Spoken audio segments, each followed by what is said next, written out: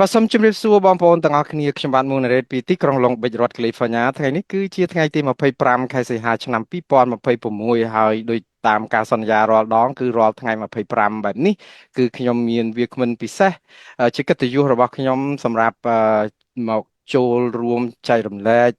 ជម្រាបជូនបងប្អូនអំពីកិច្ចការដែលសហគមន៍ខ្មែរនៅក្រៅប្រទេសធ្វើអីគេខ្លះក្នុងនាមជាអង្គការសង្គមស៊ីវិលហើយវាគ្មិនពិសេសប្រចាំខែខ្ញុំរៀងរាល់ថ្ងៃ25នោះគឺគ្មាននរណាក្រៅពីកញ្ញាសិនទេវីដែលជានាយិកានៃអង្គការ Save Cambodia បាទអង្គការសង្គ្រោះកម្ពុជាហើយថ្ងៃនេះគាត់មានរឿងច្រើនណាស់ដែលនឹងជម្រាបជូនបងប្អូនមួយខែនេះរឿងរ៉ាវកើតច្រើនមែនតើតែសុទ្ធតែជារឿងល្អ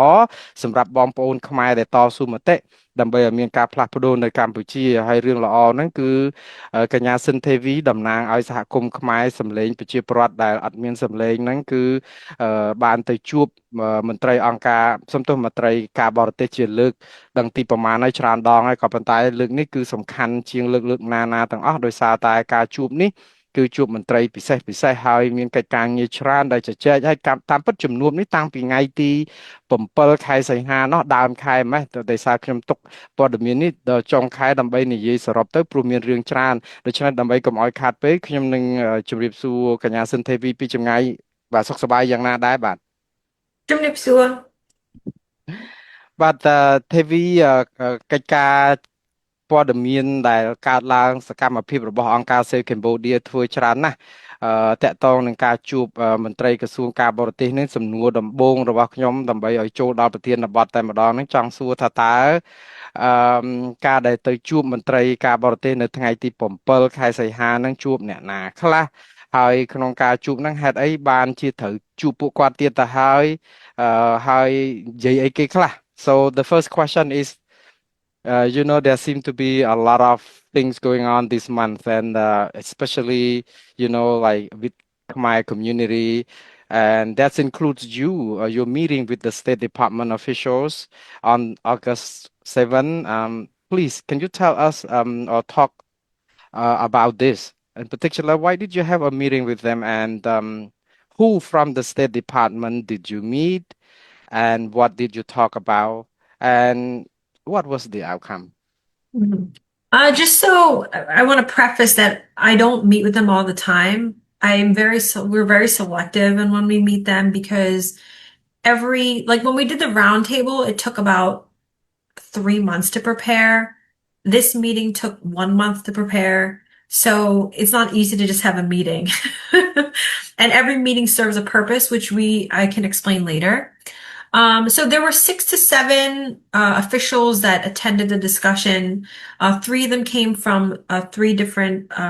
parts of the U.S. government, including the State Department, the Office of the U.S. Trade Representative, and the Bureau of Democracy, Human Rights, and Labor. At this meeting,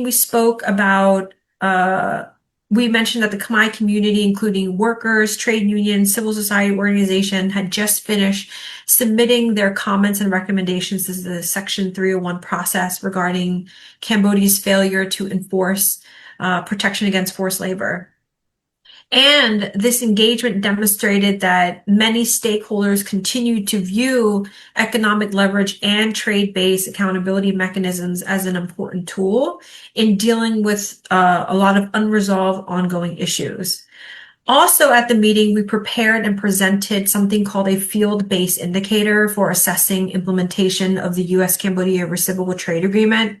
And this is to help the U.S. to assess whether and to what extent these commitments are being implemented in practice. And we broke it down into 4 major concerns where the U.S. government can observe and assess. But also importantly, we kept highlighting was to be able to distinguish between meaning reform and Cambodia's pattern of temporary responses and partial measures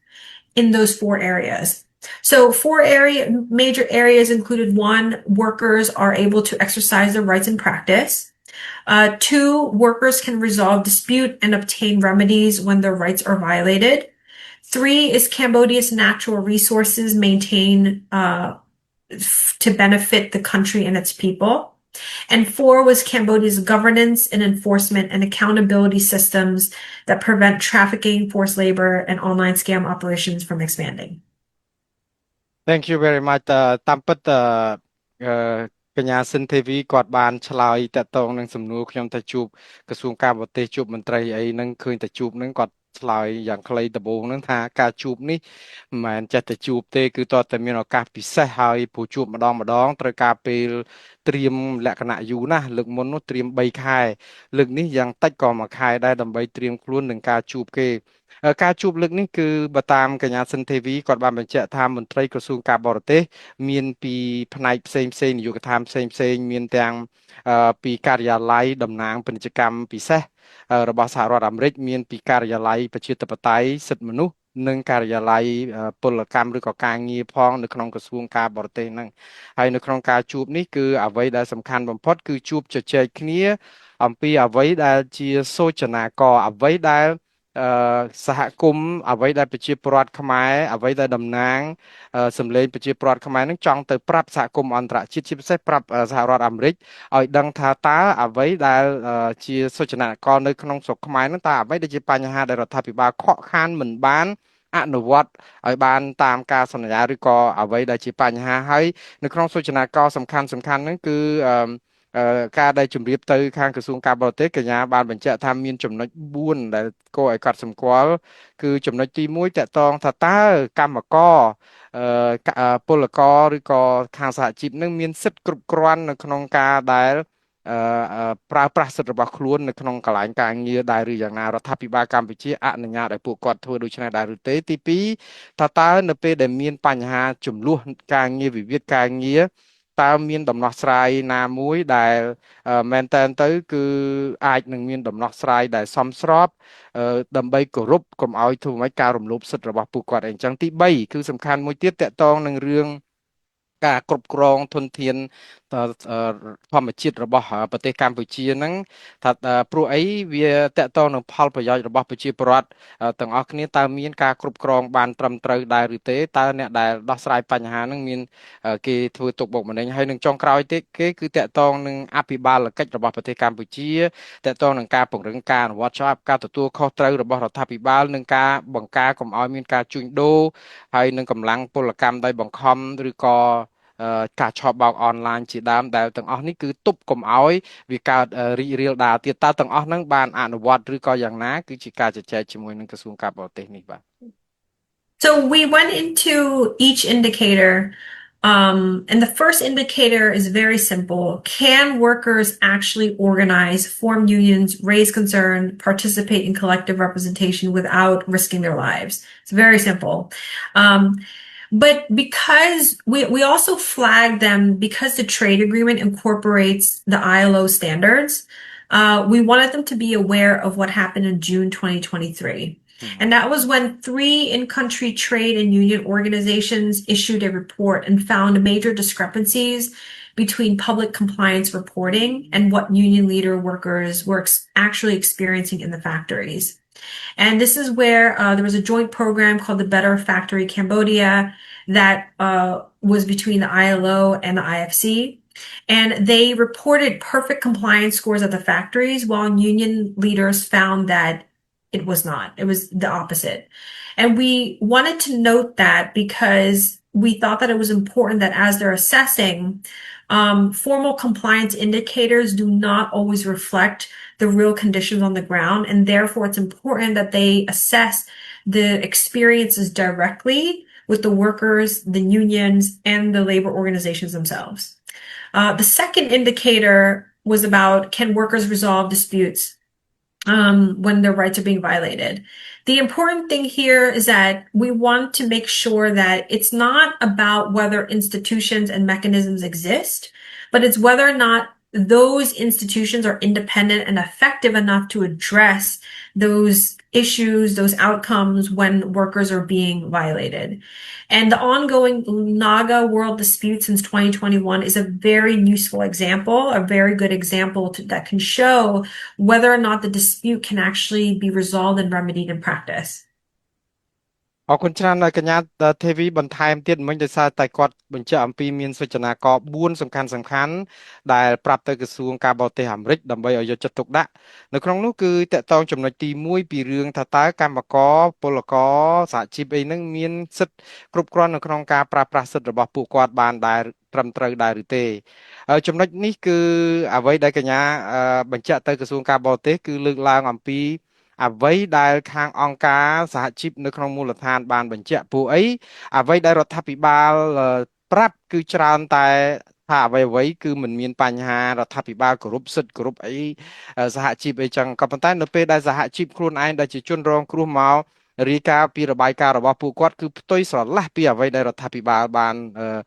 ប្រាប់រាយការណ៍ដូចជាឧទាហរណ៍ដូចក្នុងករណីដែលយើងដឹងហើយឆ្នាំ2023គឺមាននៅខែមិថុនាមានរបាយការណ៍រួមគ្នាតកតងនឹងបញ្ហាសិទ្ធិការងារនិងពលកម្មនៅប្រទេសកម្ពុជាហ្នឹងគឺក៏គេបានរកឃើញអំពីបញ្ហាមិនស៊ីសង្វាក់គ្នារវាងអ្វីដែលរដ្ឋាភិបាលរាយការណ៍និងអ្វីដែលកើតឡើងជាក់ស្ដែងទៅដល់សហជីពយើងមើលដូចជាករណីដែលកម្ពុជាបង្កើតឲ្យមានគេហៅកម្មវិធីរោងចក្រប្រសើរអីអញ្ចឹងទៅដោយសារតែយកកម្មវិធីនេះថាគេធ្វើរបាយការណ៍របស់រដ្ឋាភិបាលចេញមកគឺល្អឥតខ្ចោះគឺកម្មករទទួលបានផលទទួលបានការគោរពទទួលបានអីហ្នឹងគឺថាពេញទំហឹងក៏ប៉ុន្តែជាលទ្ធផលគឺពួកគេរាយការណ៍មកគឺច្រើនតែមិនបានគោរពទេឥឡូវឧទាហរណ៍ជាក់ស្ដែងមួយទៀតដូចជាករណីដែលយើងឃើញអង្គការនៅករណីរបស់ Naga World ជាគំរូយើងមើល Naga World គឺមានបញ្ហាតវ៉ានឹងរាប់ឆ្នាំហើយ4ឆ្នាំជាងហើយអត់មានដំណោះស្រាយអីឲ្យពួកគាត់ទេក៏ប៉ុន្តែរដ្ឋាភិបាលនៅពេលនោះក៏គាត់ថាអ្វីគឺគេបានដោះស្រាយតាមនីតិវិធីត្រឹមត្រូវនេះគឺគ្រាន់តែជាឧទាហរណ៍មួយដើម្បីពន្យល់ឲ្យឃើញថាអ្វីដែលរដ្ឋាភិបាលថាអ្វីដែលជាការជាក់ស្ដែងហ្នឹងគឺវាមិនដូចគ្នាទេបាទ And the third and fourth indicator, the third one is about sovereignty, the foreign-linked commercial activities, and the management of Cambodia's resource. We mentioned that this has been one of the most long-standing sensitive issues discussed within the Khmer community worldwide for decades. As long as I've been doing work with Khmer people, it's always about sovereignty. And one of the reasons this indicator is so important is because it ultimately comes back to the same question. Who benefits from Cambodia's resource, economic activity? Who benefits from the development? And for that reason, transparency regarding major projects, foreign-linked commercial activities, illegal transshipment by third countries, investment activities, they all provide important information into whether those long-standing concerns are being addressed. And in many ways, this question also leads into our fourth indicator, because governance and accountability enforcement challenges are still unresolved. And when they are unresolved, you can feel the effects of them very far. And they also contribute to the main broader governance and security concern, which is what we see today through the foreign criminal syndicates, the trafficking and the online scam operations that has been able to take root and expand. I mentioned at the meeting that I reminded them at the first March 2025 roundtable, when the Khmer community was asked to identify the most important issues facing Cambodia, I mentioned there were three top concerns. One was democracy, human rights. Two was economic issues, and three was sovereignty and territorial integrity. And then right after that, the State Department asked me very specific whether we are hearing concerns about the scam compounds. I told them that at the time when we took the survey, there was less than 1% that did raise the concern. Remember, there was about 650 people. 1% did raise a concern, probably less than that. But they were not among the dominant issues, and they were not identified by people in Cambodia. And we said that because we realized that the Khmer people did not view the scam compounds, the trafficking, and the transnational criminal activity as a separate issue.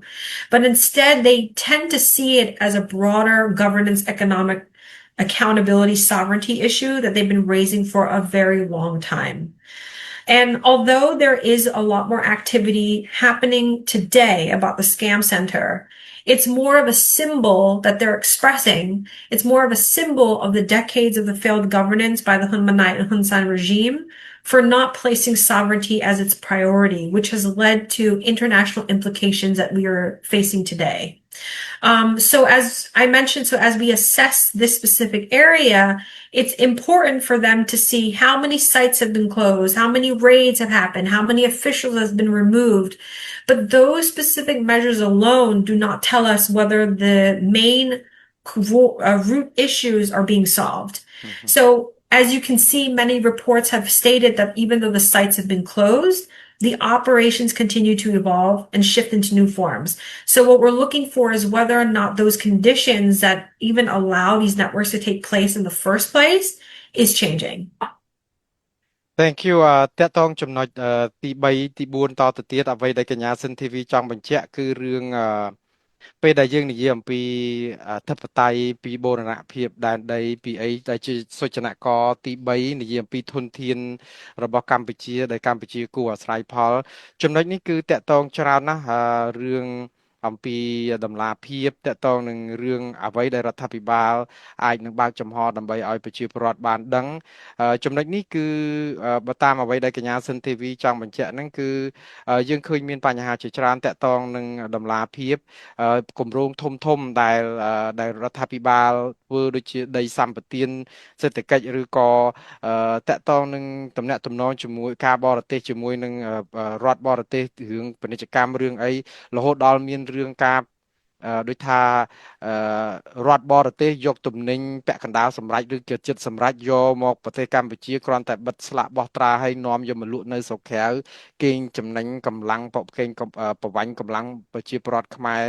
អីហ្នឹងគឺរឿងហ្នឹងកើតឡើងមានជាហូរហែមកដែលធ្វើឲ្យប៉ះពាល់ខ្លាំងដល់ដែនអធិបតេយ្យរបស់កម្ពុជាព្រោះអីប្រយោជន៍ហ្នឹងបានទៅរដ្ឋបរទេសអីចឹងរឿងនេះក៏ជារឿងមួយដែលអង្គការឬក៏សហគមន៍តាមរយៈអង្គការសេកម្ពុជាក៏តែងតែលើកឡើងជាប្រចាំដែរចំណុចនេះវាតកតងចូលនឹងសូចនាករទី4ដែលនិយាយអំពីសំទោសទី4ហ្នឹងគឺនិយាយអំពីអភិបាលកិច្ចតកតងការពង្រឹងការទទួលខុសត្រូវរបស់រដ្ឋាភិបាលកម្ពុជានៅក្នុងការដោះស្រាយបញ្ហាបងប្អូនប្រហែលជានៅចាំហើយកាលពីឆ្នាំ2025គឺខែមីនានៅពេលដែលក្រសួងការបរទេសជួបជាមួយនឹងអង្គការ Save Cambodia ដែលមានតំណាងឲ្យសហគមន៍នេះគឺបានរកឃើញនៅចំណុចសំខាន់ចំនួន3ដែលសហគមន៍ចង់ប្រាប់ទៅក្រសួងការបរទេសកាលហ្នឹងគឺចំណុចធំ3នោះគឺមានទី1តកតងបញ្ហាប្រជាធិបតេយ្យបញ្ហាសិទ្ធិមនុស្សនិងតកតងនឹងបញ្ហាសេដ្ឋកិច្ចដែរហើយរឿងបញ្ហាអធិបតេយ្យបូរណភាពហ្នឹងក៏ជារឿងសំខាន់មួយដែរក៏ប៉ុន្តែអ្វីដែលគួរឲ្យកត់សម្គាល់កាលពីឆ្នាំ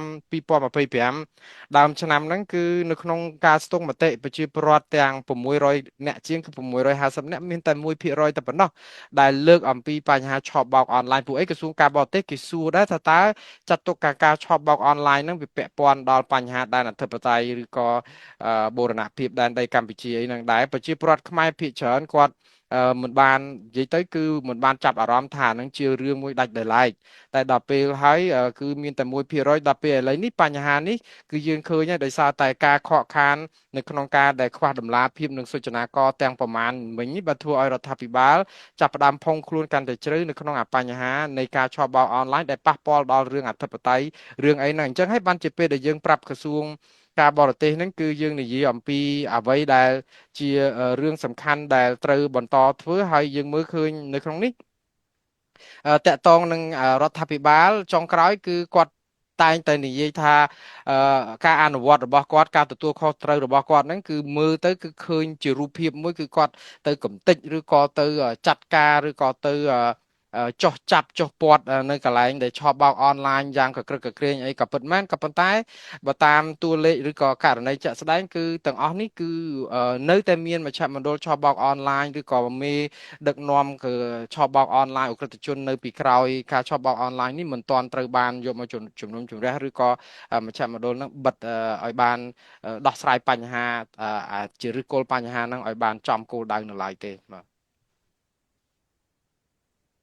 So the outcome, wait, oh, sorry. yeah. I think I have actually like there's a lot of things going on. So yeah, you already mentioned about the outcome. Um, a lot of Cambodian people always would really love the outcome. I think that these are all really kind of, to me, it's more like an outcome. But what was actually the real outcome of this meeting? អ្វី Right. ដែលជាលទ្ធផលសំខាន់ពីកិច្ចប្រជុំនេះបាទ Yeah. So that they were really interested and they wanted to first they mentioned that they liked the proposed field-based indicator because they Mm-hmm. felt that it aligned with their agreement and their assessment as well. Um, and they were interested in wanting to know more specifically about indicator 4 and asked they said, okay, Tavy, if the success is not measured solely by visible enforcement like raids, arrests, closures, then what developments indicate meaningful implementation and long-term reform is taking place? I I kind of sat there for a second. I was like, wow, that was a very specific question. And I said that I would get back to them and I would provide them with a supplemental input regarding indicator 4 later. Mm-hmm. And it's because I also wanted to open this question to the entire community, which we did. Mm-hmm. And I would like to thank everybody first, preface, thank you so much to the entire client community for their input. And I just submitted it on August 20th. But Mm. before we go into that, I wanted to narrate that I wanted to make sure that, for example, like the prisoners of conscience, I mean, I know we have so many problems in our community, a lot of that people may feel like we're not addressing. But remember, this agreement is economically focused. So it's an opportunity to kind of to have an opening somewhere. So number one, when we mentioned about workers are able to exercise their rights in practice, that deals with the fundamental part of freedom of association, which is Mm-hmm. also about, political parties. That's you associate yourself with that. Elections. Number two, which is workers can resolve dispute, obtain remedies when they're violated. That is a fundamental of rule of law, the judicial system, accountability. The third one is about the natural resource, but that's about Mm. governance and sovereignty and power and representation. And the fourth one is about state capacity, accountability, and governance as well. So I wanted to preface that just in case other people had questioned like why are we only talking about specific issues? អរគុណច្រើនតាមពិតតើតើនឹងលទ្ធផលតាមបងប្អូនប្រហែលជាចង់ដឹងហើយយើងឃើញហាក់បីដូចជាផ្ដល់អនុសាសន៍រឿងមួយដែលសំខាន់មួយដែលកញ្ញាសិនធីវីបញ្ជាក់នៅពេលដែលបញ្ជាក់ប្រាប់ក្រសួងការបរទេសអាមេរិកព្រោះអីសហគមន៍ខ្មែរហាក់បីដូចជាមិនអាចទាន់ទទួលយកបានថារដ្ឋាភិបាលកម្ពុជាពិតជាមានសុឆន្ទៈនៅឬក៏ឆន្ទៈនយោបាយក្នុងការដោះស្រាយបញ្ហាទីវាគ្រាន់តែជាការបិទបាំងឬក៏ធ្វើឲ្យតែមានអីចឹងជាការឲ្យល្អមើលអីចឹងដល់ទៅពេលអញ្ចឹងក្រសួងការបរទេសសួរថាចោះបើសិនជាក្នុងករណីដែលឃើញមានរដ្ឋាភិបាលនឹងបង្ក្រាបអីខ្លះហើយពង្រឹងការអនុវត្តច្បាប់អីគឺមានចេញជាគោលការណ៍អីមួយចំនួនតកតងនឹងការឆបបោកអនឡាញជាឧទាហរណ៍ឲ្យសហគមន៍មិនពេញចិត្តតើធ្វើយ៉ាងម៉េចទៅវិញទៀតតែចង់បានអីឲ្យប្រកាសកញ្ញាសិនទេវីគាត់ថាពេលដែលក្រសួងការបរទេសសួរប៉ុណ្ណេះក៏គាត់ក៏ចាប់ផ្ដើមត្រូវការពេលវេលាអឺមកសន្ទុះដែរដើម្បីនឹងឆ្លើយតបទៅវិញព្រោះអីសហគមន៍ពិតជាចង់បានឲ្យវាមានលទ្ធផលអីចឹងក៏ប៉ុន្តែសំណួរនេះគឺតកតងនឹងចោះឥឡូវយើងចង់បានឲ្យគេធ្វើអញ្ចឹងឥឡូវគេធ្វើអញ្ចឹងហើយយើងមិនទទួលយកតែយើងគួរតែធ្វើអីទៀតរឿងនេះគឺអ្វីដែលកញ្ញាសិនទេវីបានទៅចែកជាមួយនឹងសហគមន៍ហើយក៏ដូចថាឆ្លើយតបទៅនឹងក្រសួងការបរទេសដែលមានចំណុចលម្អិតជាងនឹងទៀតជាពិសេសគឺវិលទៅរកចំណុចទាំង4ដែលកញ្ញាសិនទេវីបានបញ្ជាក់ខាងដើមទាំងអស់នេះគឺវាពាក់ព័ន្ធគ្នាទាំងអស់ពាក់ព័ន្ធនឹងប្រជាធិបតេយ្យពាក់ព័ន្ធនឹងសិទ្ធិមនុស្សពាក់ព័ន្ធនឹងមូលដ្ឋានគ្រឹះនៃសេរីភាពរបស់ប្រជាពលរដ្ឋព្រោះអីនៅពេលដែលយើងនិយាយថាតើកម្មករមានសិទ្ធិគ្រប់គ្រាន់នៅក្នុងការប្រើប្រាស់សិទ្ធិរបស់ខ្លួននៅក្នុងការតវ៉ាដើម្បីផលប្រយោជន៍របស់ខ្លួនដែលមិនរងការធ្វើទុកបុកម្នេញអាហ្នឹងក៏មិនទាន់ឃើញថាមានការអនុវត្តឲ្យបានទូលំទូលាយទី2សួរថាតើតកតងនឹងពេលដែលកម្មករមានបញ្ហាវិវាទការងារតើដំណោះស្រាយរបស់គាត់នឹងមានប្រព្រឹត្តទៅ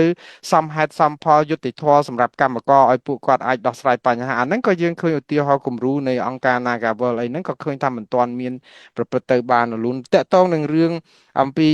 ធនធានធម្មជាតិតកតងពីផលប្រយោជន៍សម្រាប់ប្រជាពលរដ្ឋរឿងដំណាភាពរឿងអីឬក៏អភិបាលកិច្ចអីផ្សេងទៀតហ្នឹងក៏នៅឃើញមានបតិ តកតងគ្នាច្រើននៃឫសគល់នៃបញ្ហាដែលមានពីរឿងការបោះឆ្នោតដោយមិនសេរីត្រឹមត្រូវនឹងយុត្តិធម៌ការចាប់ប្រជាពលរដ្ឋដាក់ឃុំតាមទំនឹងចិត្តដូចជារឿងអ្នកទោសមនសិការនៅរាប់100អ្នកជាងអីអញ្ចឹងនិយាយទៅគឺមានរឿងច្រើនណាស់ដែលបងប្អូនសហគមន៍កម្ពុជានៅតែយល់ថាកម្ពុជារដ្ឋាភិបាលនឹងធ្វើអត់បានគ្រប់គ្រាន់នៅឡើយទេ Devi, actually, I remember that on the 20th, you said on the 20th of August, you submitted kind of additional document to the State Department. So I think it would be a good idea to kind of like why was a need to give them the supplemental kind of document? Can you just like explain or walk us through a little bit on this? Yeah, so this is where they asked very specifically, they wanted me to go in more if they can't Mm-hmm. Measure, if we're telling them not to measure based on raids and arrests and clothes, what is the indicator? Mm-hmm. And I said, so we came up with with everybody's inputs and with the reviewed the international reports, we came up with 3 practical assessments. And we noted that even though visible enforcement actions like the raids, like arrests, are still important indicators of activity, but they need to run in parallel with these 3 practical assessments because it needs to show that the foundation that's sustaining the networks are weakening and that this information is verifiable. So number 1 was whether accountability reaches the network and structures that enable the activity. This was really important because whether U.S. attention, it determined whether or not U.S. attention and accountability efforts are maintained long enough and applied precisely enough to reach and dismantle those enabling the structure without allowing another cycle of like a managed response and the system preservation. Number 2 was whether the system is losing its ability to relocate and regenerate after intervention. Many international reports had pointed out that the regime has built a system to anticipate this intervention and to survive enforcement actions by having their operations portable and embedded into commercial and property infrastructures. So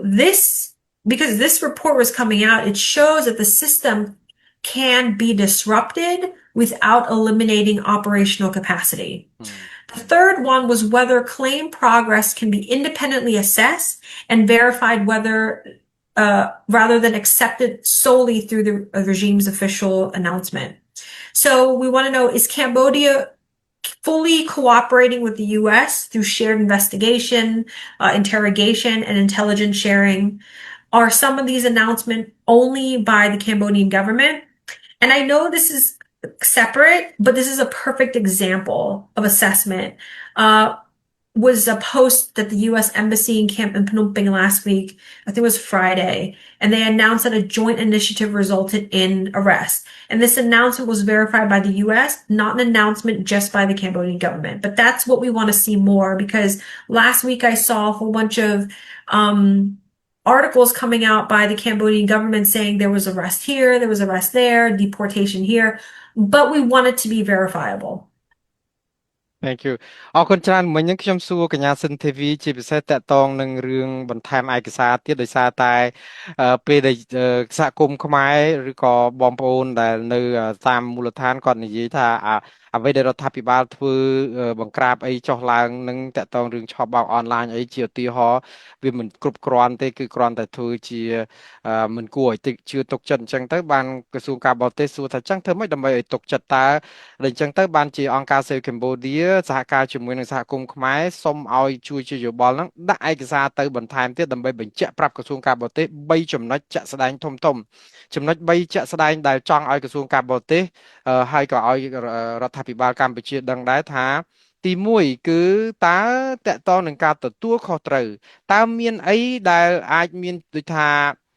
បណ្ដាញណាមួយដើម្បីដូចថាដាក់រដ្ឋាភិបាលកម្ពុជាឲ្យទទួលខុសត្រូវចំពោះ អ្វីដែលជាសកម្មភាពដែលខ្លួនអះអាងថាពិតជា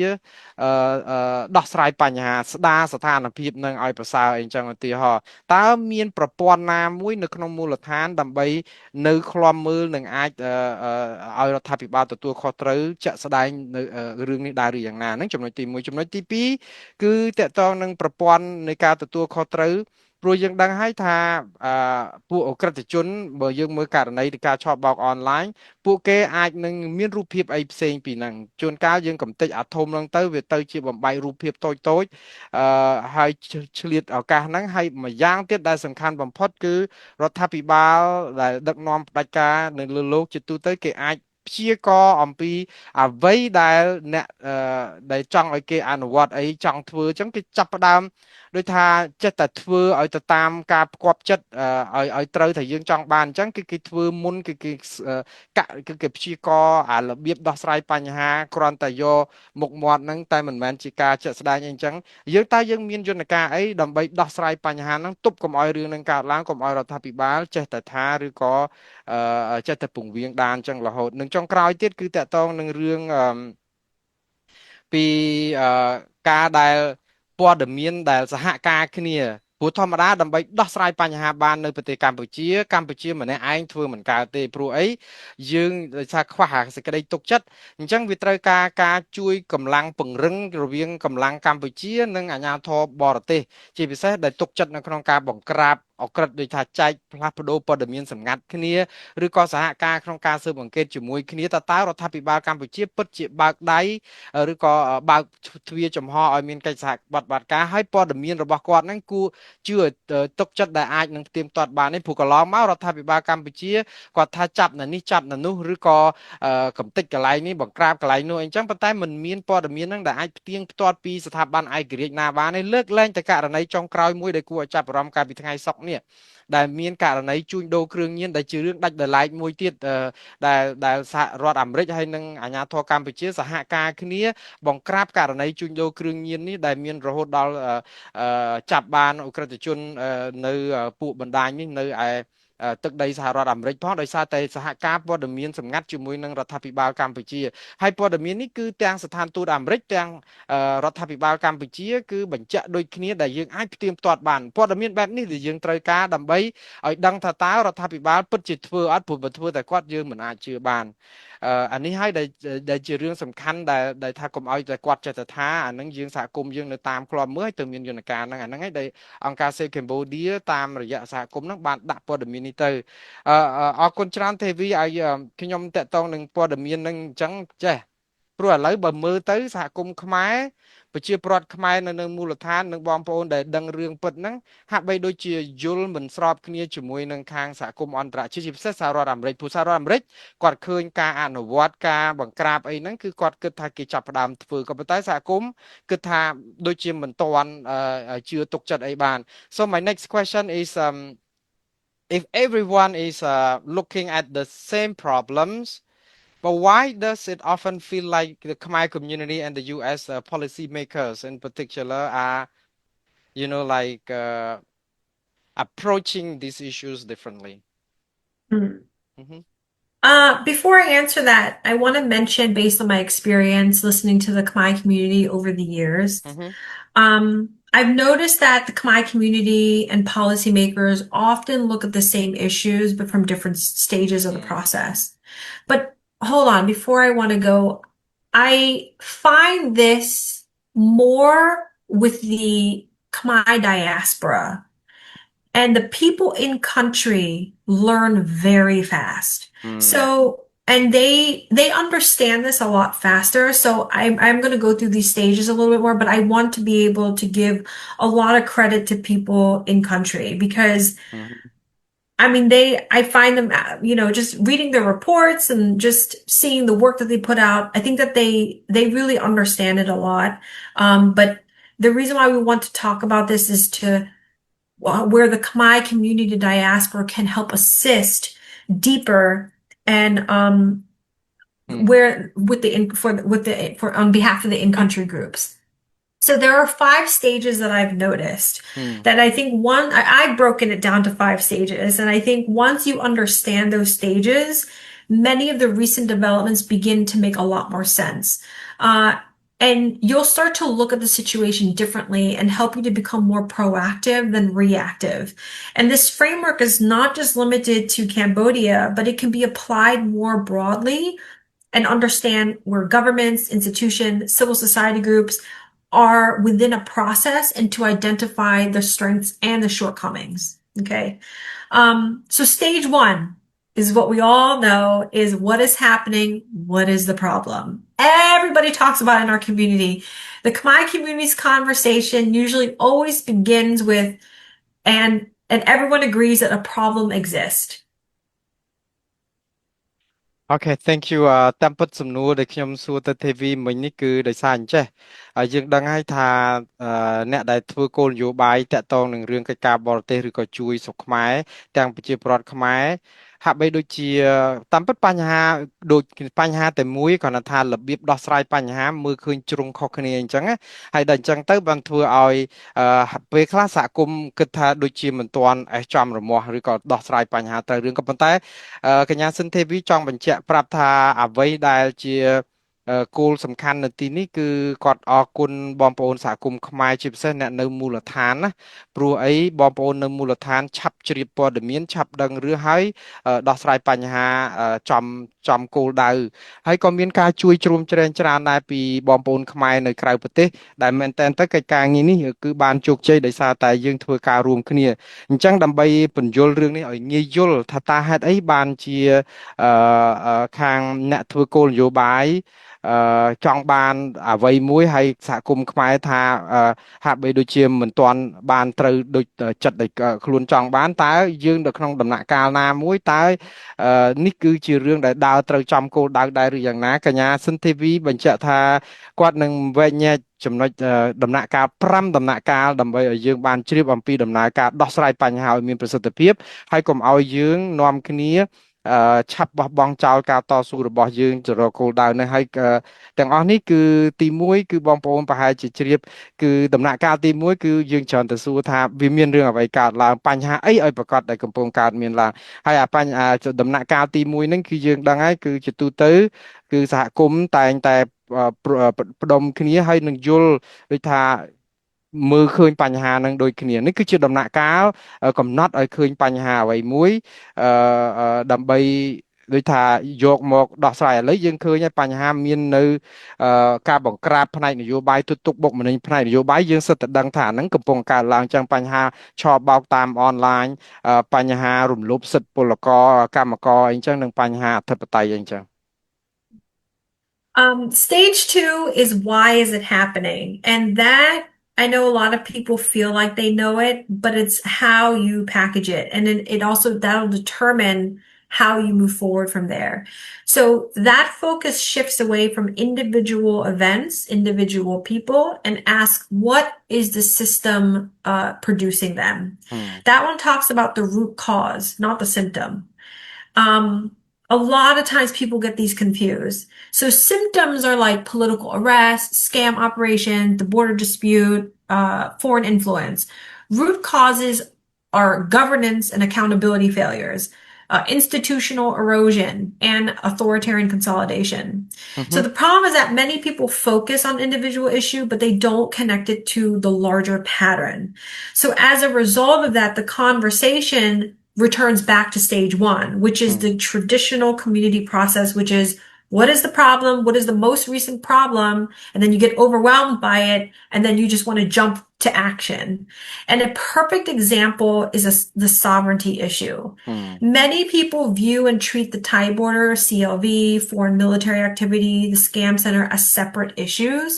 But in reality, they are connected to the broader 45-year pattern. And if you break it, you also weaken the case as well. So an example is the Thai border issue. Very sensitive topic for everybody, I know. But many people naturally focus on Thailand and the border itself, completely understandable. But stopping there, it doesn't tell us why Cambodia continues to face similar challenges decade after decade. And then the next question is what conditions allow these situations to develop in the first place? អរគុណច្រើនតកតងនឹងចំណុចទី2ដែលកញ្ញាសិនធីវីចង់បញ្ជាក់អំពីជំហានដែលយើងត្រូវដឹងពីបញ្ហាហើយដោះស្រាយបញ្ហាហ្នឹងគឺឥឡូវនេះគឺចប់ពីបញ្ហាដំណាក់កាលទី1ដែលយើងថាបញ្ហាអីកើតឡើងមានរឿងអីកើតឡើងទី2គឺហេតុអីបានជាបញ្ហាហ្នឹងវាកើតឡើងតែយើងត្រូវដឹងពីហេតុហ្នឹងគឺជាពិសេសគឺដឹងរោគសញ្ញាគឺឫសគល់នៃបញ្ហាហ្នឹងព្រោះមែនតើទៅវាមិនមែនជារឿងអីដែលពិបាកសម្គាល់ទេព្រោះធម្មតាប្រជាពលរដ្ឋខ្មែរយើងគឺតកតងនឹងការដែលកើតឡើងគឺយើងនៅពេលដែលយើងឃើញយើងចង់តែដោះស្រាយបញ្ហាហ្នឹងឲ្យលឿនមែនតើគឺយើងច្រើនតែចង់តែរំលងអាដំណាក់កាលនីមួយហ្នឹងការដែលទាញភ្ជាប់ពីរឿងដែលហេតុអីបានបញ្ហាកើតឡើងឧទាហរណ៍ការទទួលខុសត្រូវបរាជ័យភាពអសមត្ថភាពរបស់រដ្ឋាភិបាលនៅក្នុងការដោះស្រាយបញ្ហាតកតងនឹងឥទ្ធិពលបរទេសជ្រៀតជ្រែកនៅក្នុងកិច្ចការផ្ទៃក្នុងរបស់យើងក្នុងដីដែនអធិបតេយ្យរបស់យើងបញ្ហារឿងអភិបាលកិច្ចដែលមិនល្អធ្វើឲ្យរឿងនេះវាកើតឡើងជាយថាហេតុអីអញ្ចឹងជាដើមអញ្ចឹងនៅក្នុងនេះគឺយើងឃើញថាជាទូទៅប្រជាពលរដ្ឋភាគច្រើនគាត់តែងតែមើលឃើញបញ្ហាមួយជ្រុងតែបញ្ហាដាច់ដោយឡែកជាជាងមើលគេថាមើលដើមឈើពីបេះដើមជាជាងមើលវាជាព្រៃអាការដែលយកបញ្ហាដាច់ដោយឡែកហ្នឹងឲ្យមិនភ្ជាប់គ្នាយើងធ្វើឲ្យបញ្ហានេះយើងដោះស្រាយអត់ចំគោលដៅឥឡូវឧទាហរណ៍ដូចរឿងអធិបតេយ្យបូរណភាពដែនដីរបស់យើងគម្រោង CLV គម្រោងត្រីកោណមាសវៀតណាមឡាវហើយនិងកម្ពុជារឿងចំនួនព្រំដែនខ្មែរថៃតកតងនឹងដែនអធិបតេយ្យរបស់យើងរឿងនេះវាមិនមែនកើតឡើងដោយឯងតែមួយថ្ងៃនោះទេរឿងនេះគឺជារឿងដែលកើតឡើង20 30 45ឆ្នាំទៅហើយហ្នឹងគឺជាទម្លាប់នៃរបៀបដែលកើតឡើងគឺតកតងនឹងអធិបតេយ្យតកតងបូរណភាពដែនដីតកតងនឹងអីក៏ប៉ុន្តែបងប្អូនជួនកាលមើលមិនឃើញចំណុចហ្នឹងពីជាឫសគល់នៃបញ្ហាយើងឃើញបញ្ហាអីផ្សេងបញ្ហារំលោភសិទ្ធិមនុស្សបញ្ហាអីដាច់ដោយឡែកដល់ពេលហើយយើងមើលទាំងអស់នេះគឺជារឿងមូលផ្ដុំចូលគ្នាទាំងអស់ដែលតកតងទាមទារឲ្យយើងមើលឃើញបញ្ហាជារួមហើយយល់បញ្ហាហ្នឹងដើម្បីរកការដែលដោះស្រាយឲ្យត្រូវគោលដៅទៀតបាទឥឡូវនេះគឺអស់ពី stage 3 now stage sorry stage 2 what about stage 3 That is what is being done. This is something that we need to ask more of. This is where policy makers like the US, trade agreements, anything that deals with economic and political leverage, once you identify the root cause, then you can ask what can actually be done. This is where many people become stuck. They see the problem, they may even recognize the larger pattern, but they don't always know what tools exist, how the tools work, which is really important, what they are designed to accomplish, and how do they fit into the larger strategy. This is important because I got an example. I received a response. They said, from a Khmer person, they said, Section 301 can't help Cambodia. And that's a perfect example of showing whether or not you can understand what is the purpose of the tool and how does it fit into the larger strategy. Because the question is not, does Section 301 solve every problem in Cambodia? It's about what is it designed to do? What leverage does it create? What problem is it trying to address? And how do those work together with other tools? បាទឥឡូវកញ្ញាសិនធីវីចង់បញ្ជាក់បងប្អូនអំពីដំណាក់កាលទី3នៅពេលដែលយើងដឹងដំណាក់កាលទី1បញ្ហាកើតឡើងហេតុអីបានវាកើតឡើងនៅក្នុងដំណាក់កាលទី2ឥឡូវយើងដឹងពីដំណាក់កាលទី3ថាតើយើងដោះស្រាយបញ្ហាយ៉ាងដូចម្ដេចអានេះហើយគឺជាអ្វីដែលយើងកំពុងតែធ្វើយើងដោះស្រាយបញ្ហាហ្នឹងតែយើងមានវិធានអីយើងមានវិធីសាស្ត្រអីយើងមានឧបករណ៍អីយើងមានបច្ចេកទេសឬក៏ជំនាញអីឬដែលយកទៅប្រើប្រាស់ដើម្បីដោះស្រាយបញ្ហាហ្នឹងមានបងប្អូនខ្មែរមួយចំនួនគឺគាត់សួរមកតាក់ទងនឹងតំណាងពិសេសពាណិជ្ជកម្មអាមេរិកអីអញ្ចឹងដែលប្រើគេហៅផ្នែក301គឺ section 301យកមកដោះស្រាយបញ្ហាកម្ពុជាហ្នឹងក៏ថាំងដោះស្រាយរឿងហ្នឹងវាមិនបានផលវាមិនបានផ្លែផ្កាអីទេកញ្ញាសិនធីវីចង់តបទៅបងប្អូនវិញថាតាមពិត រឿងដែលដោះស្រាយបញ្ហាគឺយើងត្រូវដឹងថារាល់បញ្ហាវាតែងតែមានថ្នាំមានឱសថដើម្បីដោះស្រាយបញ្ហាហ្នឹងឲ្យត្រូវគោលដៅដូច្នេះនៅក្នុងរឿងមួយដូចជារឿងបញ្ហាពាណិជ្ជកម្មគឺខាងក្រសួងការបរទេសអាមេរិកឬក៏តំណាងពិសេសពាណិជ្ជកម្មអាមេរិកហ្នឹងគឺគេប្រើវិធានហ្នឹងមួយដើម្បីយកមកដោះស្រាយបញ្ហាហ្នឹងមួយឲ្យបានមានប្រសិទ្ធភាពចឹងបានតែយើងត្រូវយល់បញ្ហាហ្នឹងទាំងអស់គ្នាដើម្បីឲ្យដឹងថានេះជាទិសដៅដែលយើងកំពុងតែធ្វើដំណើរឬក៏កំពុងតែអនុវត្តវាជាបណ្ដានោះ So yeah. I want to give a quick review before continuing because I know it's a lot. So the last several years we worked with the UN. Stage one and stage two was always about identifying the problem, what are the patterns, and the root cause. Then the U.S. State Department at the roundtable, they asked us for stage one and stage two, which is what is the problem, what is the root cause, and what are the recommendations, which is stage three. And that's when October 26, 2025, they created a policy, the trade agreement, and other processes such as Section 301. Then we moved into stage four. Is it working? This is where now our recent work is. This is why we met with the State Department, very different from the previous. August 7th, why we provided the proposed field-based indicators. And this is where questions like, is implementation real? Is the progress verifiable? Are raids and closures enough? Are the operations, being able to regenerate? The goal here is to not create more recommendation, is to determine whether the current efforts that they already put in place, are they actually producing meaningful, sustainable results? And this is where grassroots monitoring and assessment comes into play. Thank you very much ឥឡូវនេះចូលដល់ចំណុចបន្ទាប់ទៀតកញ្ញាសិនធីវីចង់សង្ខេបបន្តិចព្រោះអីនិយាយច្រើនទៅចំណុចដែលគោលហ្នឹងចង់រំលឹកឡើងវិញដែលគាត់ចង់រំលឹកថាតកតងនឹងយើងដឹងហើយពីដើមឡើយពេលដែលជួបគ្នាដោះស្រាយបញ្ហាដំណាក់កាលដំបូងក្រសួងការបរទេសច្រើនតែមកជួបយើងចង់និយាយពីរឿងដំណាក់កាលទី1ដំណាក់កាលទី2បានន័យថាបញ្ហាហ្នឹងស្អីកើតឡើងហ្នឹងវាមានបញ្ហាទី2គឺស្អីទៅដែលជាឫសគល់នៃបញ្ហាដល់ទី3គឺដំណាក់កាលដែលប្រាប់ចេញជាអនុសាសន៍ប្រាប់មើលតើយើងដោះស្រាយអីយកថ្នាំអីទៅព្យាបាលបញ្ហាហ្នឹងអញ្ចឹងបានតថានៅពេលដែលជួបគ្នាអញ្ចឹងទៅទើបធ្វើឲ្យក្រសួងការបរទេសអាមេរិកហ្នឹងកាលពីថ្ងៃទី26ខែតុលាឆ្នាំ2025ហ្នឹងក៏បង្កើតចេញឲ្យមានគោលនយោបាយជាពិសេសគឺគេហៅថាកិច្ចព្រមព្រៀងពាណិជ្ជកម្មជាមួយនឹងប្រទេសកម្ពុជាដើម្បីរហូតតតែចេញមានផ្នែក301នៃគោលការណ៍របស់សហរដ្ឋអាមេរិកដើម្បីកំណត់យកមកប្រើនៅក្នុងការដាក់សម្ពាធរដ្ឋាភិបាលកម្ពុជាដើម្បីឲ្យអនុវត្តដោះស្រាយបញ្ហាអីអញ្ចឹងចំណុចនេះហើយបានចូលដល់ចំណុចទី4តែម្ដងឥឡូវសួរថាតើយើងផ្ដល់អនុសាសន៍បែបហ្នឹងយកទៅអនុវត្តបែបហ្នឹង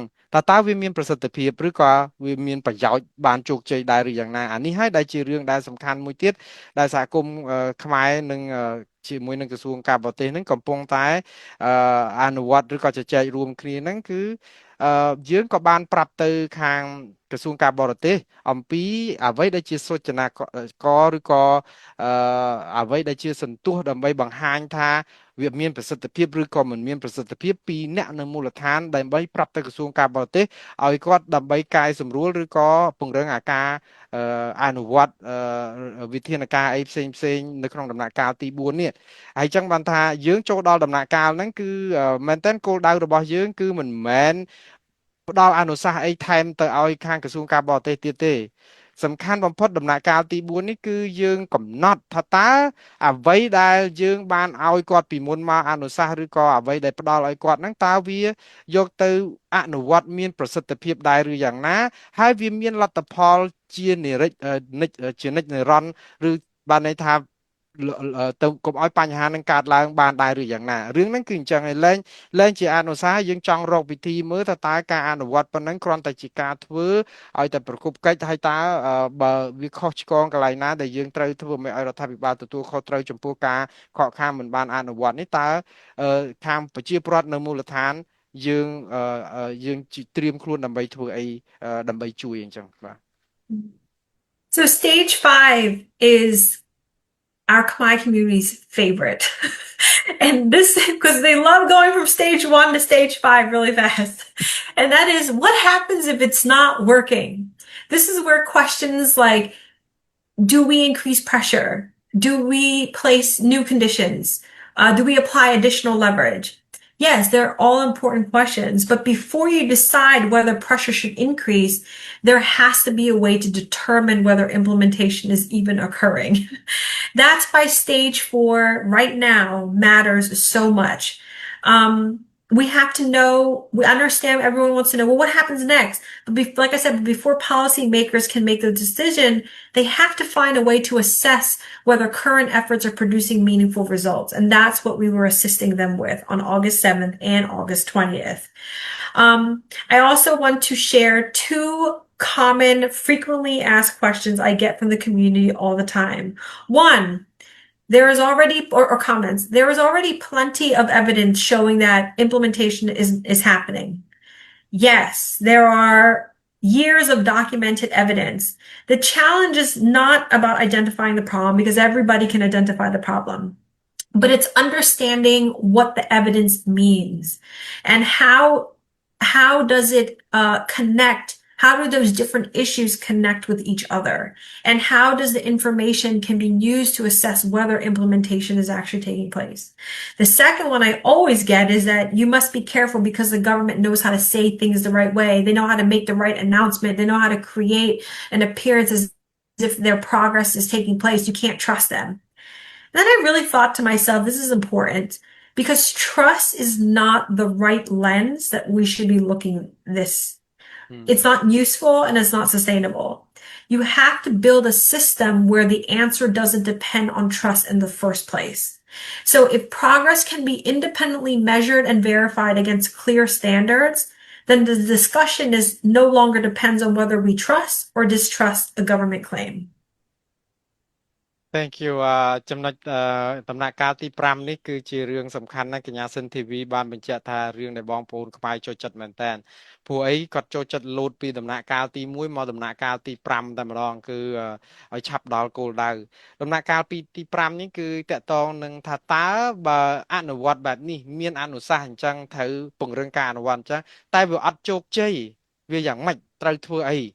អញ្ចឹងទៅអឺកញ្ញាសិនធីវីចង់បញ្ជាក់ថាតកតងនឹងអ្វីដែលយើងកំពុងតែធ្វើគឺវាមានដំណាក់កាលរបស់វាច្បាស់លាស់ដូច្នេះអឺវាត្រូវទៅឲ្យតាមលំដាប់លំដោយព្រោះអីអ្នកដែលអនុវត្តគោលនយោបាយដាក់សម្ពាធឬដាក់តនកម្មឬក៏ពង្រឹងការអនុវត្តឲ្យអ្នកណាម្នាក់ទទួលខុសត្រូវអីគេត្រូវការមើលការវិតម្លៃត្រូវការយកវាទៅអនុវត្តមួយរយៈហើយចាំតាមដានវាតាមក្រោយមើលតើបានប្រសិទ្ធភាពឬយ៉ាងណាយើងមិនអាចនឹងលោតលឿនខុសដំណាក់កាលនឹងលឿនពេកទេអ្វីដែលកញ្ញាសិនទេវីចង់ជម្រាបបញ្ជាក់បន្ថែមនេះគឺមានបងប្អូនយើងបញ្ចេញជាមតិហើយលើកជាមតិដែលជាទូទៅមតិដែលមានប្រជាប្រិយជាងគេចំនួន2មកចែករំលែកដែរជាអ្វីដែលពួកគាត់តែងតែលើកជារឿយថាតស៊ូឬអត់បានផលអត់បានអីអញ្ចឹងទីមួយគាត់សួរថាជាមតិថាតាមពិតខ្វះអីផោះតាងមានមួយកណោណាផោះតាងដែលយើងយកមកបង្ហាញអំពីការដែលរដ្ឋាភិបាលអត់មានអនុវត្តទៅតាមអ្វីដែលខ្លួនឯងសន្យាហ្នឹងឃើញខ្វះអីទៅយកទៅណាអស់ចម្លើយគឺងាយទេត្រូវហើយមានមែនពិតជាអញ្ចឹងមែនគឺមានភ័ស្តុតាងរាប់ឆ្នាំហើយដែលគេប្រមូលមកហ្នឹងគឺឃើញអំពីបញ្ហាអសកម្មរបស់ឬក៏បញ្ហាប្រឈមតាក់ទងនឹងអ្វីដែលរដ្ឋាភិបាលសន្យាក៏ប៉ុន្តែមិនធ្វើឬក៏មិនព្រមធ្វើតាមសោះតែម្ដងអីហ្នឹងគឺយើងដឹងតកតងនឹងបញ្ហាមួយនេះគឺវាតកតងនឹងមតិទី2របស់បងប្អូនដែលតែងតែសួរដែរថាឲ្យយើងប្រយ័ត្នឲ្យមែនតែនចំពោះរដ្ឋាភិបាលកម្ពុជាព្រោះល្បិចច្រើនពាក្យថាល្បិចច្រើនឬក៏ពឹសពុលហ្នឹងគឺគាត់ចង់សម្ដៅថាគាត់ដឹងខ្យល់មុនអញ្ចឹងទៅគឺគាត់ជួនកាលគាត់ចេះតែធ្វើឲ្យតែដើម្បីល្អមើលដើម្បីឬក៏រកវិធីទប់ដើម្បីដោះស្រាយបញ្ហាហ្នឹងថាគាត់ចាប់ផ្ដើមបទូគាត់ចាប់ផ្ដើមធ្វើគាត់ចាប់ផ្ដើមកែនេះអីតាមពិតគឺពិបាកនឹងរកកន្លែងទុកចិត្តពួកគាត់មែនតែនតែធ្វើយ៉ាងម៉េចដើម្បីឲ្យទុកចិត្តបរដ្ឋាភិបាលខូចយ៉ាងនេះចម្លើយដែលឆ្លើយមកយ៉ាងខ្លីគឺពាក្យថាទុកចិត្តនេះគឺយើងពិបាកនឹងយកមកនិយាយគឺទៅទុកចិត្តយ៉ាងដូចម្ដេចបើសិនជាយើងគ្មានយន្តការគ្មានប្រព័ន្ធអញ្ចឹងដើម្បីឲ្យទុកចិត្តវាមិនមែនថា រដ្ឋាភិបាលធ្វើយើងមិនទុកចិត្តទេសំខាន់តែយើងបង្កើតឲ្យមានយន្តការតាមដានឬក៏បង្កើតឲ្យមានប្រព័ន្ធមួយជាប្រព័ន្ធតែម្ដងដែលថាធ្វើអីត្រូវមានប្រព័ន្ធផ្ទៀងផ្ទាត់ប្រជាពលរដ្ឋនៅមូលដ្ឋានឬក៏អង្គការសង្គមស៊ីវិលឬក៏គណៈបកនយោបាយឬក៏អ្នកណាក៏ដោយដើម្បីជួយផ្ទៀងផ្ទាត់មើលទៅមិនចាំបាច់តែរដ្ឋាភិបាលធ្វើឲ្យយើងជឿឬមិនជឿតើតែយើងក៏និយាយបានជឿឬមិននិយាយមិនជឿសំខាន់គឺវាមើលឲ្យឃើញច្បាស់តែមានប្រព័ន្ធហ្នឹងផ្ទៀងផ្ទាត់មកឃើញថាគាត់ធ្វើអញ្ចឹងគឺគាត់ពិតជាបានធ្វើគាត់ពិតជាមិនបានធ្វើអញ្ចឹងបាទ thank you very much I think I have another question because I know ខ្ញុំដឹងថាអង្គការ Save Cambodia ចូលរួមច្រើនណាស់នៅក្នុងកិច្ចការនេះហើយខ្ញុំដឹងថាប្រជាពលរដ្ឋក៏តែងតែពេលខ្លះក៏តែងតែសួរអង្គការ Save Cambodia ធ្វើអីគេនៅក្នុងកិច្ចការងារនេះព្រោះថាយើងពំនាំសម្លេងរបស់ប្រជាពលរដ្ឋតើយើងអាចជួយអីបាន so the next question is like where does Save Cambodia fit into all of this People love asking this question. They really do. I think the better question is how do we build a Khmer community that's capable of doing this work like stage 1 through 5, regardless of who's leading it? Save Cambodia did not create the facts. The facts came from in-country workers, union people, civil society orgs, international groups, journalists, researchers, and just everyday Khmer people. Our role has always been to help connect those pieces together, to help identify patterns and translate those concerns, those voices into recommendation and to help assess implementation, which is not about trust. It's just is it sustainable? Is it clear? Was it assessed? Was it accomplished? Was it not? It's very black and white. This process itself is democracy itself. I really want to highlight this. Many people think democracy as the end, which is stage 5. But democracy is also about the ability where everyday people can identify problems, which what you're doing now. You're engaging in the process, connecting information, evaluating the claims, participating in decisions and holding institutions accountable and determining whether or not those implementations are addressed. Like if you think about it, North Korea, China, and many other countries in the Middle East,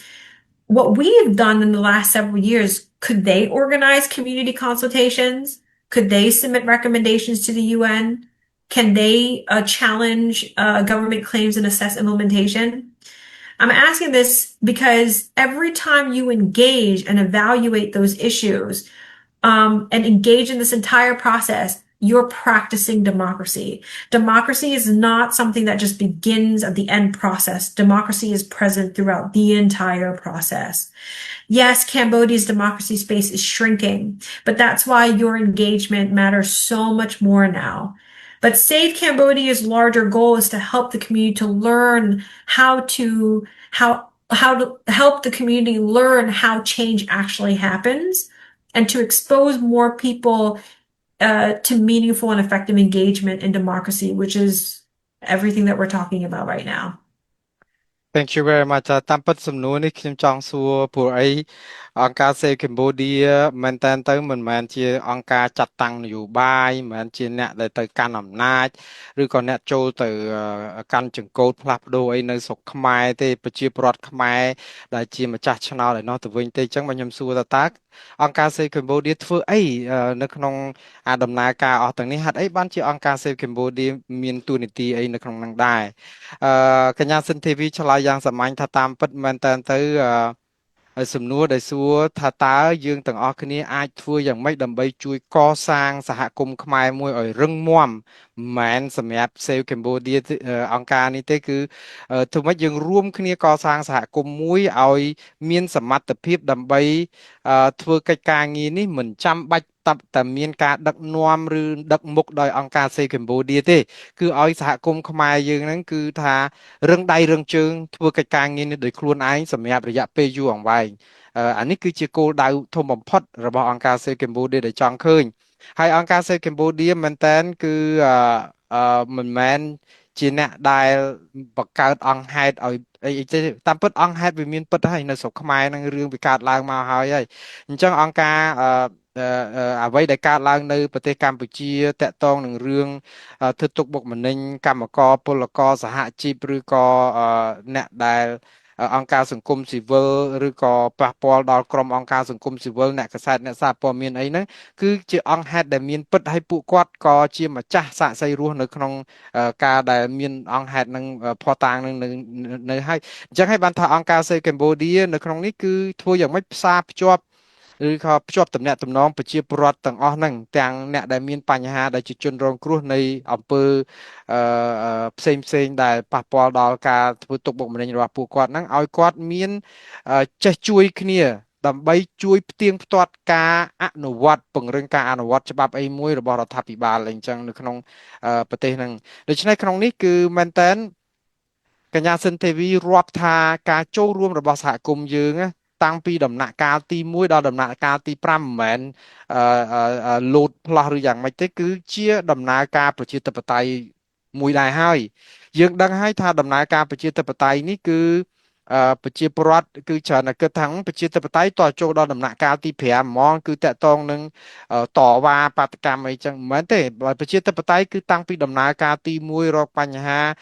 ឬគោលបញ្ហាចូលរួមអនុសាសន៍ដោះស្រាយបញ្ហារួមគ្នាអីហ្នឹងរឿងទាំងអស់នេះគឺបើយើងមើលអ្វីដែលយើងកំពុងធ្វើគឺជាដំណើរការប្រជាធិបតេយ្យបើយើងមើលនៅប្រទេសកូរ៉េខាងជើងឬក៏នៅប្រទេសចិនឬក៏ប្រទេសកុម្មុយនីសដទៃទៀតសំទោសនៅមជ្ឈិមបូព៌ាអីវ៉ានេះ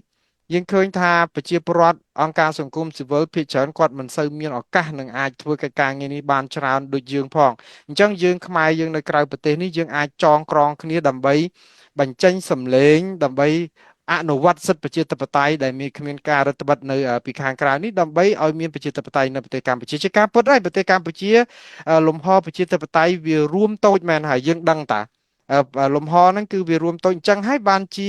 វាមានសារៈសំខាន់ណាស់សម្រាប់បងប្អូនសហគមន៍ខ្មែរយើងទាំងអស់នេះដែលឱកាសដែលមាននៅក្នុងការប្រើប្រាស់សិទ្ធិនយោបាយរបស់ឬសិទ្ធិប្រជាធិបតេយ្យរបស់ខ្លួនហ្នឹងនៅក្នុងការចូលរួមតាំងពីដំណាក់កាលដំបូងនៅក្នុងការដោះស្រាយបញ្ហាហើយចុងក្រោយគឺគោលដៅធំបំផុតរបស់អង្គការ Save Cambodia គឺដើម្បីជួយសហគមន៍ឲ្យចេះដោយថាធ្វើយ៉ាងម៉េចត្រៀមខ្លួនដើម្បីដោះស្រាយបញ្ហាជាពិសេសគឺមើលតើមានការប្រែប្រួលមានការផ្លាស់ប្ដូរមានការអាចវិតម្លៃជួយធ្វើអីទៀតដើម្បីដោះស្រាយបញ្ហាដែលមានហើយយើងគឺជាអ្នកកញ្ចក់ជាអ្នកផ្លុំកញ្ចាយជាអ្នកដែលផ្ទៀងផ្ទាត់ដូចកុំឲ្យរដ្ឋាភិបាលជិះសេះលែងដៃអីចឹងអានេះហើយដែលជាការចូលរួមយ៉ាងសកម្មនៅក្នុងកិច្ចការប្រជាធិបតេយ្យមួយដែរដែលបងប្អូនមិនអាចមើលរំលងអូវែងណាស់ហើយកញ្ញាសិនទេវីខ្ញុំនៅមានសំណួរពីរទៀតដើម្បីមុននឹងបញ្ចប់តកតងនឹងសហគមន៍ខ្មែរយើងដឹងហើយគឺតាមពិតម្ចាស់ជោគវាសនារបស់កម្ពុជាគឺប្រជាពលរដ្ឋខ្មែរហើយអង្គការ Save Cambodia ដោយកញ្ញាបានមានប្រសាសន៍ហើយថាគោលដៅគឺចង់ធ្វើម៉េចកសាងសហគមន៍ឲ្យគាត់រឹងមាំគាត់ដោះស្រាយបញ្ហាខ្លួនឯងសំណួរនេះគឺតកតងនឹងតកតងឥឡូវif the Khmer community is already practicing democracy មិញកញ្ញាសិនទេវីថាសហគមន៍ខ្មែរកំពុងតែអនុវត្តរឿងដំណើរប្រជាធិបតេយ្យនឹងហើយ so if the Khmer community is already practicing this kind of democracy through these different forms of engagement why do many people still feel that nothing is changing and what should they do differently Well, that's what you just said. Like one of the reasons why the Khmer community often gets discouraged is because they tend to focus primarily with stage 1 and 5, not 2, but 1 and 5. People see the problem and look for a result, and when the results don't immediately come, everything in between is meaningless. The Cambodian government, on the other hand, is really important to understand is that they've spent decades operating in between those stages, 2, 3, and 4. They've had to deal with international pressure, diplomatic engagement, recommendations, all the monitoring, reporting. They've had to answer all of this. So they've spent decades learning how to navigate these middle stages. And they have a lot of experience doing it. And the Khmer community now has to learn how to navigate it too. So this is where the community can help. All your listeners can help is start recognizing those middle stages that the Cambodian government has to navigate every day. And then you'll start to also avoid those questions about whether someone's being truthful or whether or not somebody's lying. It starts to become irrelevant at that point. So that's why we produce the field-based indicators, because those questions can be used not just with the US government, but with the Khmer community. They need the information, and you can help assess to whether it's the commitments are being practiced, and you can give it to the US government or really any government. And you pay attention to what is being promised, what's being implemented, and whether those two are actually matched. And you can begin to see the discrepancies between whether the commitments and the reality and call them out. Call it out. You know, there was an arrest and there was raids. Call where? Where's it verified? I don't see it. Call it out. And so this helps you to stop depending on anyone else to do it for you, because when you depend on people, it's very easy for people to cheat you. So use the same questions that we provided at the end of the beginning of this meeting that we provide to the U.S. government. Are workers actually able to exercise their rights? Do they have a place to remedy their situation? The Cambodia resources are they benefiting Cambodia or a different country? Are the scam operations expanding? Are these verifications reliable? So monitor what is happening, compare the promises against what's happening, and this is how anyone and everyone can participate in the process. This is part of democracy. Thank you so much. That's quite interesting. អរគុណទេវីណាស់តាមពិតខ្ញុំសួរគាត់ពីរឿងទេវីគាត់ថាប្រទេសកម្ពុជាស្ថានភាពប្រជាធិបតេយ្យហ្នឹងវារួមតូចទេប៉ុន្តែគាត់មានជំនឿថាបងប្អូនប្រជាពលរដ្ឋខ្មែរកំពុងតែអនុវត្តសិទ្ធិប្រជាធិបតេយ្យជាបណ្ដារបស់ពួកគាត់ហើយកុំភ្លេចថាយើងកំពុងតែអនុវត្តសិទ្ធិនេះហើយរដ្ឋាភិបាលកម្ពុជាខ្លួនឯងហ្នឹងពេលដែលខ្ញុំសួរថាចុះបើកំពុងអនុវត្តសិទ្ធិហ្នឹងហេតុអីបានជាប្រជាពលរដ្ឋហាក់បីដូចជាមានអារម្មណ៍ថាដូចអត់មានឃើញប្រែប្រួលអីផងខំចូលរួមដែរដូចជាអត់ឃើញទៅណាអីមានលទ្ធផលអីជាដុំកំភួនតើឲ្យពួកគាត់ធ្វើអ្វីផ្សេងឬក៏គួរធ្វើអីទៀតអីចឹងណាចម្លើយរបស់ TV ក៏គាត់និយាយថាជាការពិតដំណាក់កាលនៅក្នុងប្រជាធិបតេយ្យការចូលរួមគឺវាមានដំណាក់កាលពី1ដល់5ហើយកុំភ្លេចថាពី1ដល់5ហ្នឹងរដ្ឋាភិបាលក៏គេធ្វើអាហ្នឹងដែររដ្ឋាភិបាលគេធ្វើប្រជាធិបតេយ្យទប់គឺគេវាយបកយើងវិញគឺក្នុងដំណាក់កាលហ្នឹងពួកអីក៏គេដោះស្រាយជាមួយនឹងរដ្ឋបរទេសជាពិសេសអង្គការសហប្រជាជាតិឬក៏អ្នករាយការណ៍ពិសេសឬក៏អ្នកដែលគេត្រួតពិនិត្យស្ថានភាពសិទ្ធិមនុស្សនៅកម្ពុជាអីអញ្ចឹងប្រជាធិបតេយ្យអីដែរអញ្ចឹងរដ្ឋាភិបាលក៏គេរកវិធីសាស្ត្រដើម្បីទីមួយក៏គេរកបញ្ហាដូចយើងឃើញបញ្ហាគេរកឃើញបញ្ហាហ្នឹងហើយគេចាប់ផ្ដើមដូចថារកតតិវិធីបច្ចេកទេសមិននៅក្នុងការកិច្ចពីបញ្ហាហ្នឹងដើម្បីលួងសហគមន៍អន្តរជាតិឬក៏អ្នកដាក់សម្ពាធខ្លួនអីអញ្ចឹងគេក៏គេធ្វើកិច្ចការងារហ្នឹងយើងធ្វើកិច្ចការយើងគេក៏ធ្វើកិច្ចការយើងគឺថាគេដោះស្រាយបញ្ហាមួយគឺនៅក្នុងអាដំណាក់កាលនៅកដាលដូចជាទី3ទី4អីអញ្ចឹងគឺរដ្ឋាភិបាលក៏គេខំប្រឹងធ្វើអាហ្នឹងក្នុងន័យថាធ្វើដើម្បីដោះស្រាយកុំឲ្យជាប់ទណ្ឌកម្មត្រូវអីអញ្ចឹងប្រជាពលរដ្ឋកម្ពុជាយើងសហគមន៍ខ្មែរយើងគឺយើងត្រូវច្បាស់ខ្លួនឯងថាយើងក៏មានតួនាទីសំខាន់មែនតើសំខាន់ហ្នឹងគឺនៅក្នុងការផ្ទៀងផ្ទាត់មើលថាតើរដ្ឋាភិបាលគឺពិតជាបានអនុវត្តទៅតាមអ្វីដែលខ្លួនធ្វើពួកអីយើងមានសិទ្ធិគ្រប់គ្រាន់នៅក្នុងការដែលអនុវត្តសិទ្ធិប្រជាធិបតេយ្យរបស់យើងដែលជាការដែលរដ្ឋាភិបាលខំប្រឹងដោះស្រាយតែយើងខំប្រឹងរកចាប់ចំណុចខ្សោយរបស់គាត់ឲ្យឃើញហើយដើម្បីឲ្យមានប្រសិទ្ធភាពគឺយើងរាយការណ៍យើងស្រែកយើងប្រាប់យើងត្រូវចេះផ្លុំកចាយយើងដឹងថាបញ្ហាហ្នឹងរដ្ឋាភិបាលកុហកទេរដ្ឋាភិបាលបោកទេឥឡូវថាចាប់ពួកឆបោកអនឡាញចាប់នៅណាបានទៅត្រីកញ្ចោះត្រីកភ្លៀងចុះអាត្រីទូត្រីឆ្ដោណាចាប់នៅណាមិនឃើញអុកញ៉ាមហាមន្ត្រីណាដាក់ពន្ធនាគារឬក៏ស៊ើបអង្កេតអីចឹងឧទាហរណ៍ករណីជាក់ស្ដែងដូច្នេះយើងប្រាប់ទៅខាងសហគមន៍អន្តរជាតិឬក៏សហរដ្ឋអាមេរិកឬក៏ប្រទេសណាក៏ដោយដែលក្នុងនាមយើងជាអ្នកដែលគិតថាប្រទេសទាំងនោះមានឥទ្ធិពលកុំឲ្យរដ្ឋាភិបាលកុហកព្រោះយើងអត់អាចទៅពឹងលើប្រព័ន្ធណាមួយទេកញ្ញាទេវីបញ្ជាក់បើយើងពឹងទៅលើតែប្រព័ន្ធណាមួយឬអង្គការណាមួយឬដែលយើងពឹងជឿលើគេពេកយើងនឹងងាយនឹងចាញ់បោកគេអញ្ចឹងហើយបានឲ្យសហគមន៍យើងមានបណ្ដាញឲ្យច្រើនមានទាំងអ្នកសារព័ត៌មានទាំងសហគមន៍មានទាំង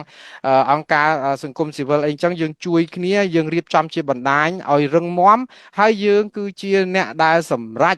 មើលការខុសត្រូវហ្នឹងហើយហ៊ានស្រែកហ៊ានថា ហ៊ាន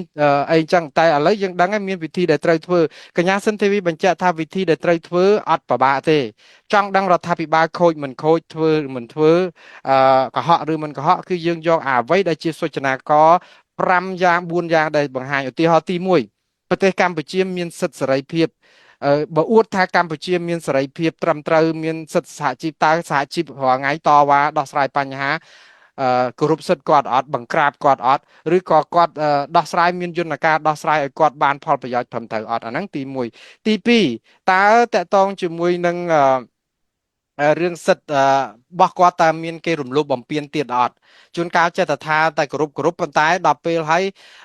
មានជួបប្រជុំអីបន្តិចបន្តួចនាំគ្នាទៅផឹកតែចត់អីចឹងអាហ្នឹងគឺយើងដឹងហើយយើងតាមមើលគាត់ហើយកុំឲ្យគាត់រួចខ្លួនទី3ឧទាហរណ៍ធនធានធម្មជាតិរបស់កម្ពុជាតើគេប្រើប្រាស់ត្រឹមត្រូវមានការលាក់បាំងមានដំណាភាពពាក់ព័ន្ធនឹងរដ្ឋបរទេសពាក់ព័ន្ធនឹងការបំផ្លាញធនធានយើងតើរដ្ឋាភិបាលការពារអាហ្នឹងឲ្យមានប្រយោជន៍អត់តើនៅតែមានអារបស់ស្អីគេពីក្រៅយកមកបន្លំពីបរទេសមកបិទស្លាកបោះត្រាអីយកមកលក់ឆ្លងកាត់ដាក់ផលិតនៅកម្ពុជាយកទៅលក់នៅស្រុកតើរឿងទាំងអស់ហ្នឹងវាកើតឡើយយើងអង្គុយផ្ទៀងផ្ទាត់គ្នាអញ្ចឹងទៀតហើយនឹងចុងក្រោយគឺតកតងនឹងរឿងអភិបាលកិច្ចតកតងនឹងការអនុវត្តសិទ្ធិឬក៏រដ្ឋធម្មនុញ្ញអីហ្នឹងតើគាត់ធ្វើពិតជាបានត្រឹមត្រូវអីអញ្ចឹងតើរឿងហ្នឹងវានៅតែរីកអ្វីដែលកើតឡើងពីមុនមកដែលគាត់ថាបានដោះស្រាយតើវាពិតជានៅកើតឡើងយ៉ាងណាអញ្ចឹងប្រជាពលរដ្ឋមានដំណាក់កាលហ្នឹងយកមកផ្ទៀងផ្ទាត់ឲ្យសួរគាត់អញ្ចឹងសរុបសេចក្តីមកគឺប្រជាពលរដ្ឋគឺមានភារកិច្ចនៅក្នុងការត្រួតពិនិត្យអ្វីដែលកំពុងកើតឡើងតើវាមានប្រសិទ្ធភាពអនុវត្តបានឬមិនបានហើយយើងជាអ្នកដែលយកសម្លេងហ្នឹងប្រើប្រាស់ឲ្យមានប្រសិទ្ធភាពនៅក្នុងដំណើរការនេះដែលជាសិទ្ធិចូលរួមផ្នែកនយោបាយផ្ទៀងផ្ទាត់រដ្ឋាភិបាល Oh I really love this សំណួរចុងក្រោយតកតងនឹងអ្វីដែលខ្ញុំសួរដូចច្រើនហើយកញ្ញាទេវីមានអីខ្លះទៀតទេដែលខ្ញុំមិនបានសួរព្រោះជិត1ម៉ោងទៅហើយ Do you have any last thoughts or kind of comments you wish to make Yeah, I think this is really important to mention. The reason why I think it's important for everyone to understand everything that has happened and the stages that we went through Mm-hmm. today and what the US the assessments. Because after my August 7th meeting, the State Department asked me to have another separate meeting. And during that discussion, it became very clear to me that the policy environment is changing.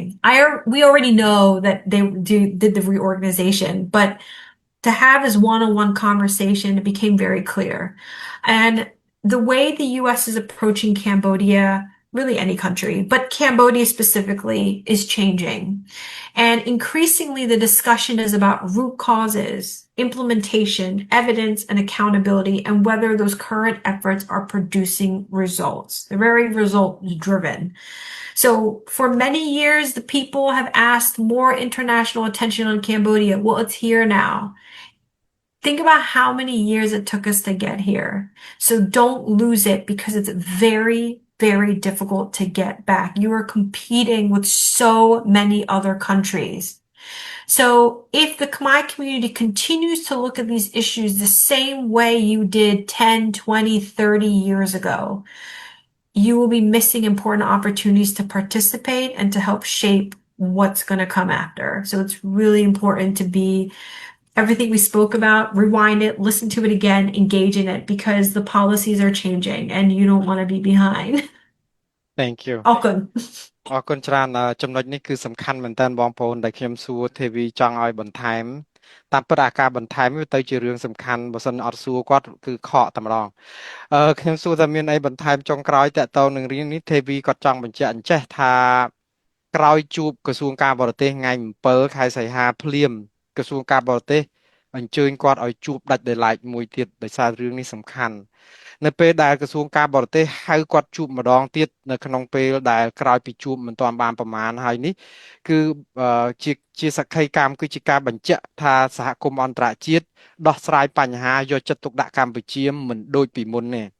មិនដូចពីមុនហ្នឹងគឺបានន័យថាគេធ្វើយកចិត្តទុកដាក់ស៊ីជម្រៅជាងមុនឆ្ងាយពីរឿងកម្ពុជានេះក៏ដោយសារអីនេះក៏ដោយសារតែ យើងឃើញរបៀបដែលគេយកចិត្តទុកដាក់ហ្នឹងគឺដោយសារសម្លេងសហគមន៍របស់យើងដែលគេទុកចិត្តយើងនៅពេលដែលគេទុកចិត្តយើងគឺគេចាប់ផ្ដើមសម្រួចទៅលើថាគេលែងចង់បារម្ភពីរឿងភ័ស្តុតាងរឿងអីទៀតគេនិយាយពីថាឥឡូវការអនុវត្តហ្នឹងមានប្រសិទ្ធភាពអត់តើអ្នកណាពង្រឹងការអនុវត្តតើអ្វីដែលយកទៅអនុវត្តហ្នឹងគឺវាមានលទ្ធផលដែរឬយ៉ាងណាអញ្ចឹងសហរដ្ឋអាមេរិកគឺចង់មើលជ្រុងហ្នឹងលែងស្ដាប់អាការនិយាយកុហកលែងស្ដាប់អីអនុសាសន៍អីច្រើនហ្នឹងគឺយកទៅរឿងអនុវត្តហើយសួរថាតើធ្វើអីទៀតដើម្បីឲ្យរដ្ឋាភិបាលអនុវត្តធ្វើតាមអាហ្នឹងឲ្យខាងតែបានរឿងនេះហើយដែលធ្វើឲ្យយើងគិតថាសហគមន៍ខ្មែរបានប្រឹងតស៊ូយូរឆ្នាំណាស់បងប្អូនសហគិតមើលទម្រាំមកដល់ពេលហ្នឹងគេទុកចិត្តយើងគេស្ដាប់យើងដើម្បីឲ្យសហគមន៍អន្តរជាតិគេ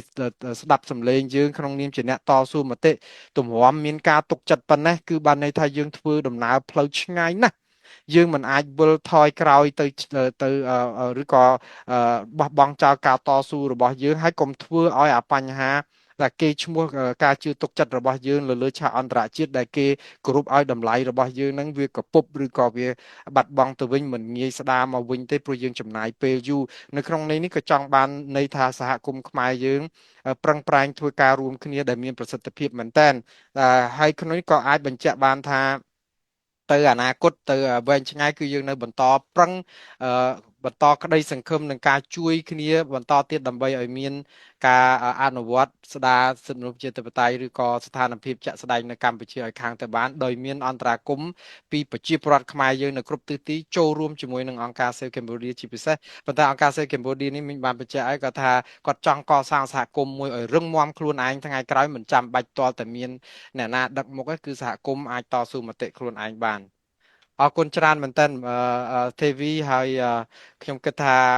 ការដែលជជែកគ្នានេះគឺមានប្រយោជន៍មែនតើសម្រាប់សហគមន៍យើងយើងនឹងជួបគ្នាទៀតនៅខែក្រោយគឺថ្ងៃទី25ខែ